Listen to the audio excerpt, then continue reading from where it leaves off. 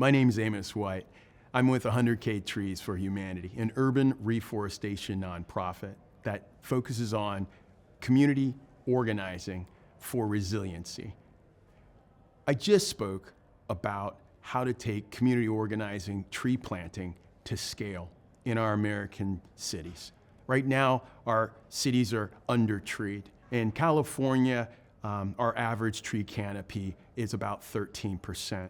We need to almost triple that to get it up to 30% if we're going to meet the UN's IPCC goal by 2030. I mean, that's going to contribute to helping to cool our planet and pull the carbon out of the atmosphere and sequester it, while providing cooler city streets and cooler communities and better public health and welfare for all.